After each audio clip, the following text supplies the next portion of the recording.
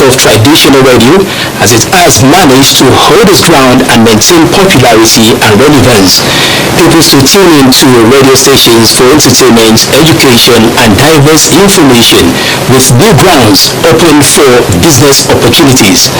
The convergence of traditional broadcasting and digital innovations has also helped radio stations expand their demographics and influence. The radio industry has indeed come a long way. Despite the reinvention, what does the future hold for these time-honored medium, especially in a digital age? These and other issues concerning radio are what we shall be discussing today on Panorama.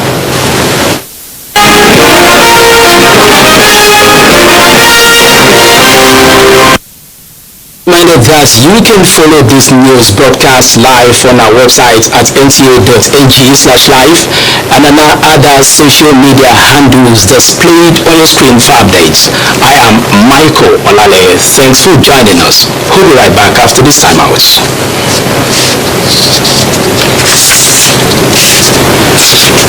We start by telling you that the 30th regular meeting, the federal government through the Ministry of Water Resources says Nigeria is committed towards achieving the Sustainable Development Goals, which encompasses ending poverty, food security, and sustained management of water and sanitation for all.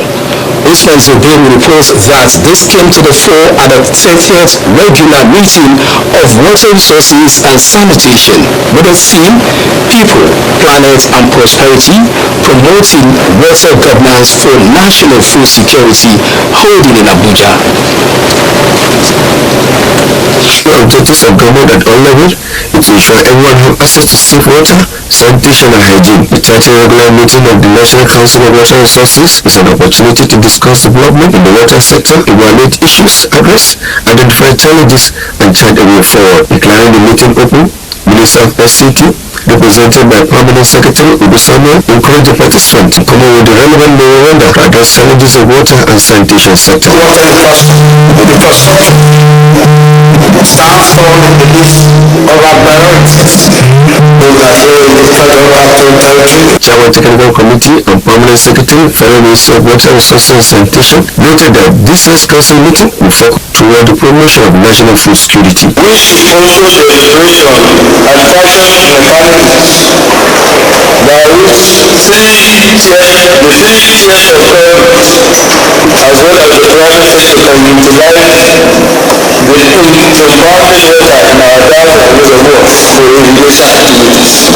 Speaking of the theme People's Planet and Prosperity, Promotion of Water Governance for National Food Security, guest speaker Amy Musa said the national water resources master plan indicates that Nigeria has sufficient groundwater which can be harnessed to adequately meet the current water demand for domestic consumption and other development activities. The meeting, which will last for 3 days, is responsible for drafting current national water policy for the nation. In Abuja, Osman NTA News. Following a sad incident that occurred in the camp of persons with disabilities in Karumajiji in the Federal Capital Territory, the federal government has taken a step to sympathize with the people. Ruth Aguela reports that the Senior Special Assistant to the President on Humanitarian and Poverty Alleviation, Bulus Yakubu, visited the community. Public praying for persons with disabilities, Karumajiji camp in the Federal Capital Territory, where some of their makeshift houses gutted by fire. Ibrahim Taliba, who is a resident of the camp, says he escaped being a victim by the whiskers. Once she cooked something there, she drove it, she went out before you come back, so you shout everywhere, fire is catching everywhere. You see come fire from this area, but I only go with Almighty God. An incident that attracted the sympathy of the federal government. And here, the Senior Special Assistant to the President on Humanitarian Affairs and Poverty Alleviation, Bulus Yakubu, has come to sympathize with the people with a stop at the Emir of the Sebo Palace. The Emir expressed appreciation to the federal government for remembering them at this critical moment in their despair. To ameliorate their suffering, a token of cash gifts was presented. Police has YAC recently launched a federal housing scheme so that he can consider a quarter in line with the Disability Act. I want to use this opportunity to plead with Nigerians to be patient with the current situation in our country. The government is making a serious effort. I wish to sympathize with the victim and the entire member of this community. With this visit, residents of the camp are hopeful for a better future, irrespective of their present state. In Abuja, this Ajiwala, NTA News. The House of Representatives Committee on Public Accounts is dissatisfied with the documents submitted by the Federal Ministry of Industry, Trade and Investment over an alleged mismanagement of 75 billion naira allocated to it as COVID-19 Intervention Fund. Joshua Wudili has more. Failure to honor its invitation for 3 consecutive times, the committee, in its resolution, ordered the ministry to refund the 75 billion naira allocated to it as intervention fund for coronavirus.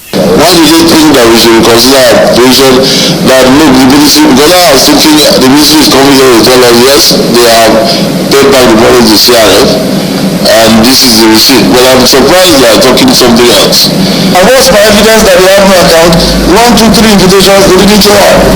So based on that, the law enforcement goes on. The rules are there. No more funding. And then those officers involved, they are arrested and they face the law. The law gives us the power to issue the warrant of arrest. Presenting documents as answers to queries on the allocated fund, Permanent Secretary of the Ministry, Mara Abarini, said he inherited both assets and liabilities of the ministry on resumption of office. And I must also apologize for making our representation later than it should have been.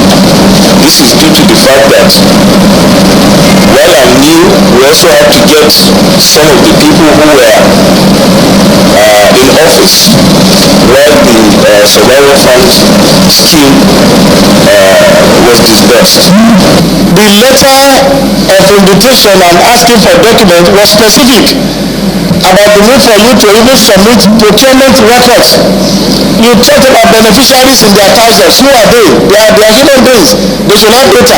Where is their data? People that you said the BOI, whoever paid all this money into.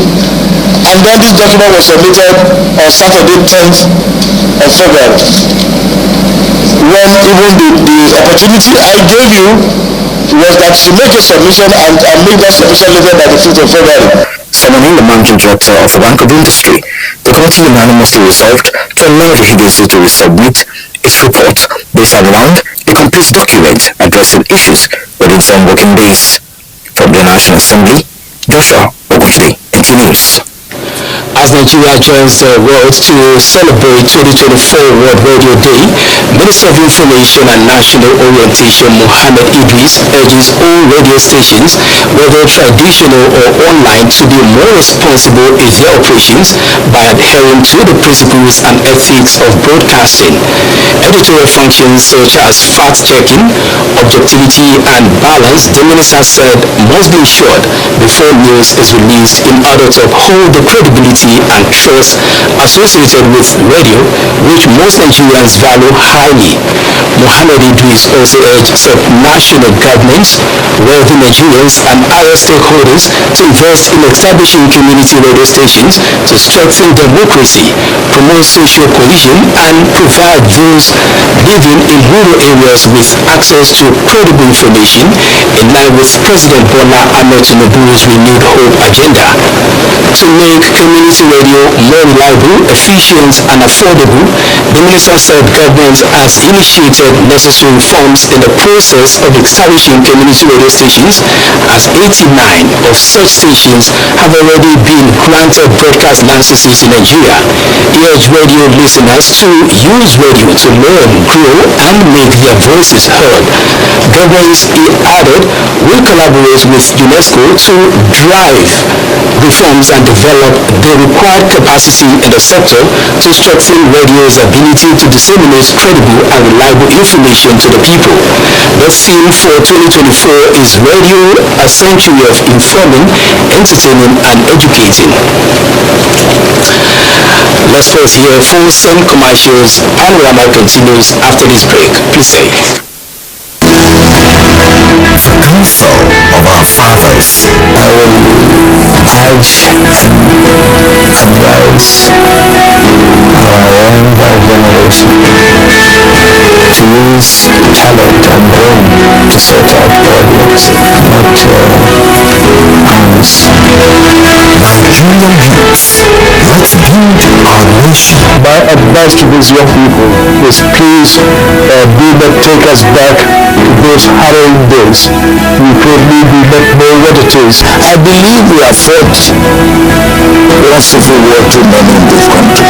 So those who experience it learn away from it. Nigerian youth, let's build our nation together.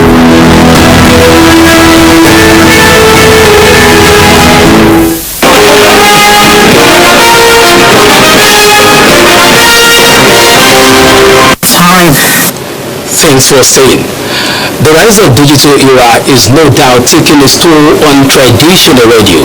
Against all odds, radio, however, continues to remain pivotal in dissemination of news where there is no internet.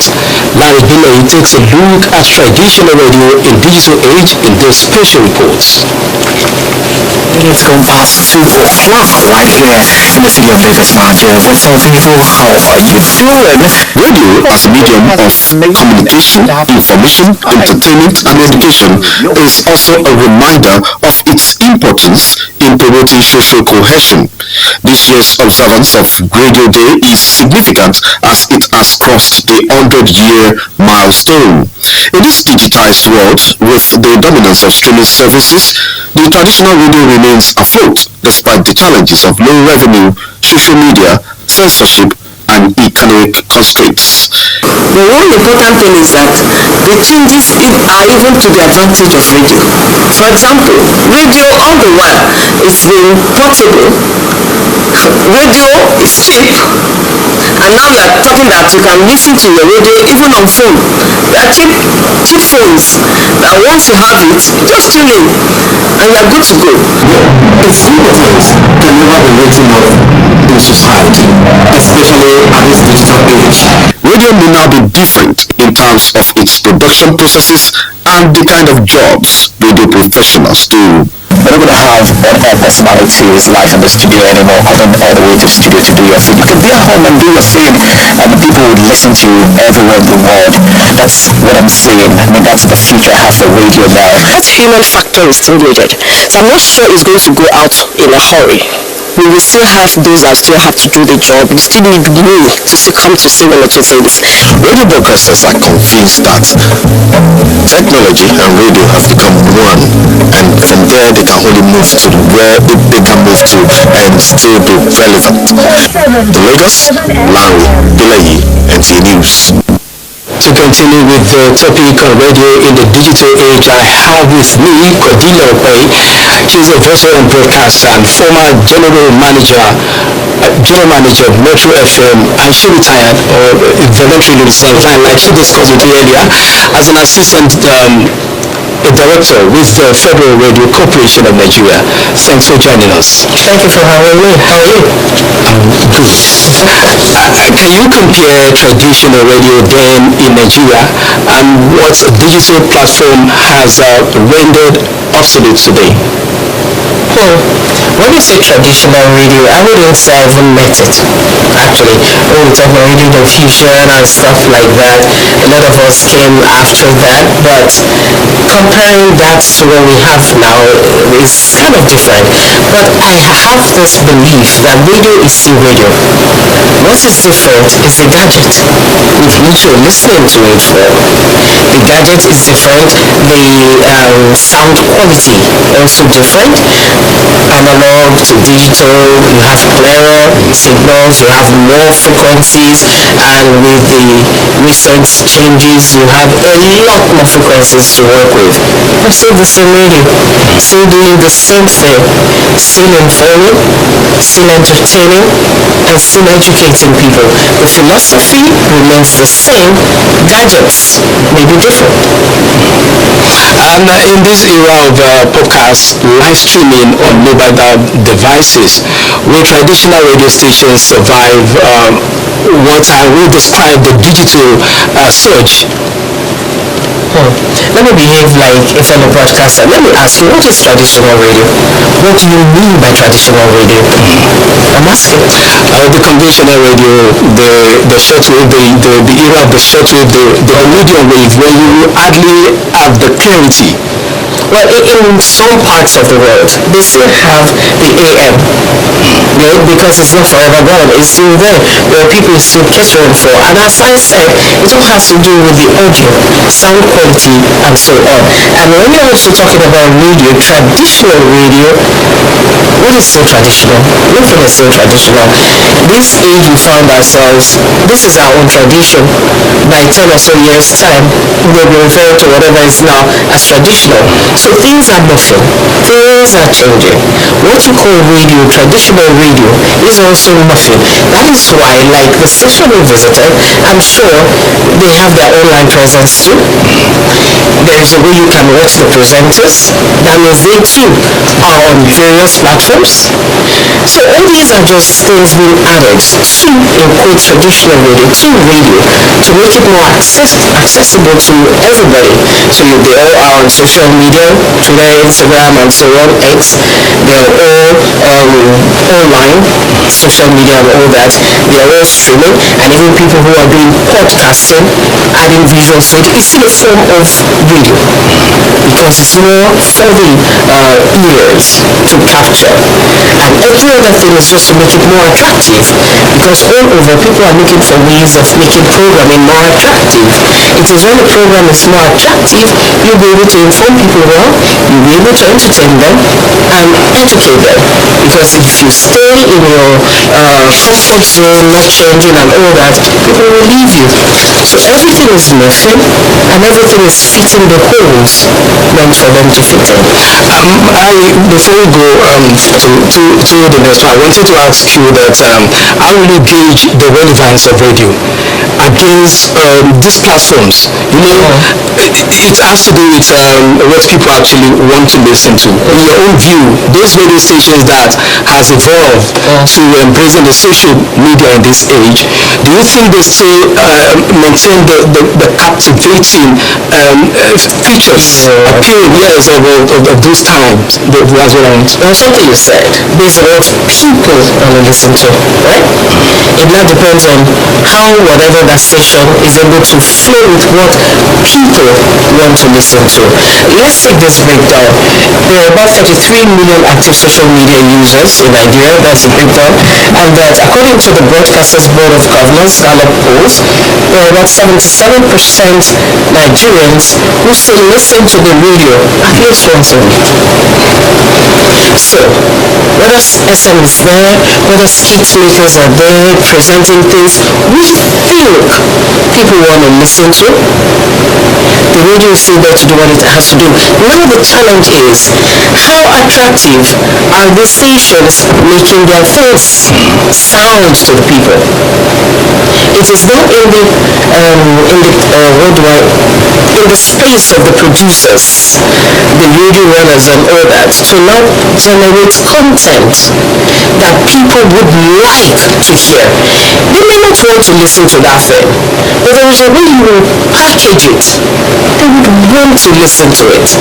That is what informing people is all about. When you inform people, you're telling them about things they may not know about. So we may now think that everybody wants to laugh. It's all about laughter. So do funny things. But if you bring something that is serious, break it down in a very attractive way, people would listen to it. At the end of the day, they may not even know that they didn't laugh. Did I explain it very well? Very well. So, let's quickly run over the last one. We have very limited time. How much will artificial intelligence impact on broadcasting, and how can this be managed? Oh well, we'll have to flow with the times. Artificial intelligence has come to stay. Artificial intelligence, aka AI, is here. It's able to generate voice. That is, people can use it to generate voice. People can use it to generate images. People can use it to generate sounds. Everything that you need for communication, they can use AI to generate them. And if you're not careful, there'll be no presenter because it may not need you. Now the pictures a Mid-Journey, for instance, would generate are so lifelike that you now have a runway or the ID giving them voice, giving them movement. Some of the things you see online are not human, but they are so good now. For us to not become irrelevant, we too have to up our game. For voice actors and so on, find out, how do I get to be a part of this? How do I get them to use my voice too? Because those voice textures are also the textures of human beings. AI will not just pick it from the sky, will still simulate or imitate the texture of a person. So it's either you shape in or you shape out. Broadcast media or radio stations will have to find a way of making AI help them have better quality of sound, broadcast, this and that. Once you have that, I think we flow. Thank you so much for your time. I would have loved to go ahead with this conversation. For the past few minutes, we've been speaking with Cordelia Ope. She's a veteran broadcaster and former general manager, Metro FM. Thanks for joining us. Thank you for having me. Sport update is next. The Nigerian Football Federation is set for an emergency meeting to decide whether to extend Jose Pizarro's contract with the Super Eagles or allow him to leave after the conclusion of the 34th edition of the African Cup of Nations in Cote d'Ivoire. Pizarro's initial contract was extended to after the AFCON as stipulated in the deal of agreement, which was expected to have ended last year if the championship had held as scheduled from January to February 2023. There are initial reports that the coach will be relieved of his duties after the Nations Cup no matter the outcome of the tournament, but the pendulum seems to be shifting in his favour after the Super Eagles performance at AFCON 2023. In boxing, after 13 weeks of boxing actions which featured about 200 boxers from 8 clubs, the Yucateco Boxing League ended in Ikorodu, Lagos State. The initiative, which toured Lagos, Oyo, Ogun and Osun states, is the first time a boxing league will be held in Nigeria. The aim is to consistently engage the boxers every weekend so as to develop their talents. We begin to nurture them by giving them a consistent platform for them to actually exhibit their talents. And it's been a wonderful journey. Just what has never happened in the world has actually happened in the history of amateur boxing, where we have young talent that you just discover adding them in the trenches and they were engaged. From the foreign scene, Naomi Osaka has confirmed that she would like to play at the 2024 Summer Olympics in Paris. The four-time major champion returned to tennis earlier this year and looks very serious about her comeback. The last time Osaka played was at a time when she looked uncertain about her career. Stepping away from the sport for a long time seems to have helped her a lot, and she returned with ambition to succeed. With Sports Update, Olumide Oguntola, NTA News. And on a sad note, the banking and financial industry in Nigeria have described the death of former chief executive officer of a leading bank in the country as an irreplaceable loss to the sector, as the deceased brought about major transformations in banking operations while impacting humanity in diverse ways. Amakawo reports that the deceased is the son of the former Director General of the NTA, Shingo Wigwe. Tragic demise of the late Herbert Wigwe, his wife, son, and former president of the Nigerian Stock Exchange, Abimbola Ubimbola, and all the members of the crew that boarded the ill-fated helicopter that crashed in California near Nevada in the United States of America, killing all on board, is received across the social media as a rude shock, with many hoping it was untrue. However, with confirmation by the National Transport Safety Board of the United States, the entire industry has been thrown into mourning. Herbert Wigwe was a global citizen, a consummate bank executive, a core professional, intellectual, entrepreneur. His death and that of his wife, son, and former president of the Nigerian Stock Exchange, Abimbola Ubimbola, has caused so much pain in the hearts of many who now take solace in the legacies and impacts they made in society during their lifetime. You're talking of a young man who has such great vision, such a passion for work. He believes in this country so passionately. So then you can see from what then happened, he's trying to serve the university. That's the kind of person that he was. He was one of the architects of that principles, the 9 principles that cut across, the nexus between doing business in the financial sector and impacting the social fabric of the society. Herbert Wigwe was one of the leading lights who developed that concept that was adopted by the regulator. We had to work together for the furtherance of the stability of the financial industry. Herbert is a hard-working, bold, audacious, very kind, disciplined, extremely professional. That's the man I know. We work together very well. He believed in human capacity development. He also ensured that Nigeria occupied the pride of place in Committee of Nations. The residence of the parents of the deceased bank MD, Herbert Wigwe. The mood here is really a sad and pathetic one, as mourners and sympathizers are coming in to pay their condolences to the parents of the deceased. He has left indelible footprints in the sands of time. From Lekki area of Lagos State, Amaka O, NTA News. May so rest in peace. That's Panorama from Lagos. Thanks for joining us. I am Michael Olale.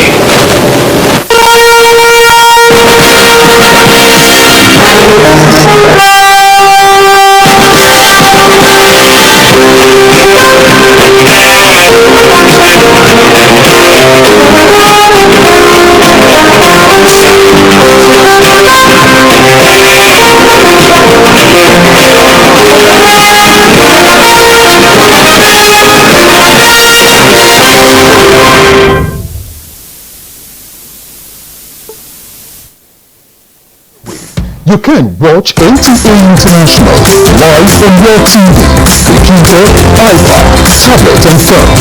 Log on to visiontv.co.uk and click on the link, then NTA. You can also download the iOS or Android app on your mobile devices to watch NTA International on the go, anywhere in the world. NTA International. Your window to the world.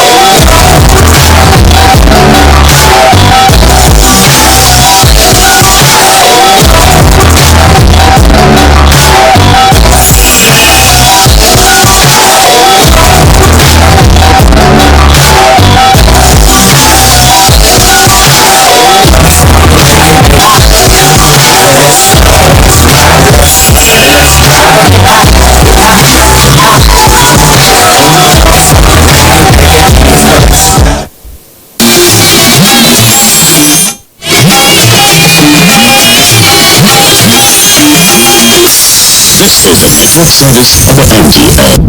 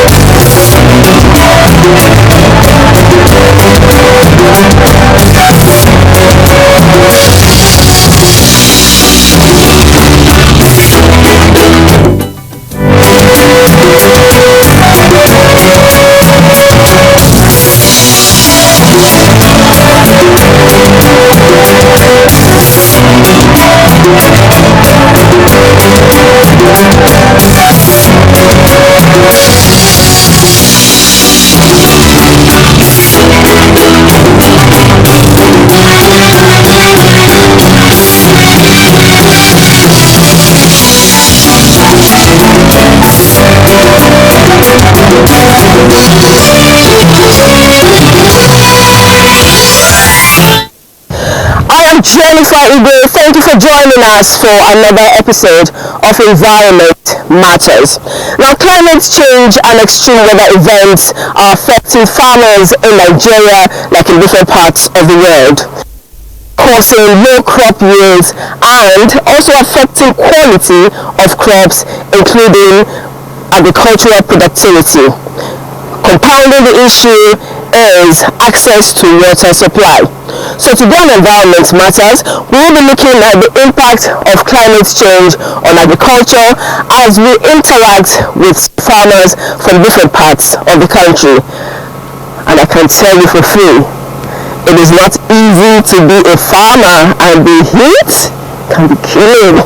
You can see what I'm wearing. This is to protect me, but I'm still sweating so much that even the farmers are laughing at me. Now, it's not easy. So you can imagine how the effect of climate change is affecting farmers and also giving them anxiety. So stay tuned. Africa. The continent is heating up. Vulnerable nation. Almost 1 billion people. No one else is as hard hit by climate change. Resources become scarce. Poverty is growing.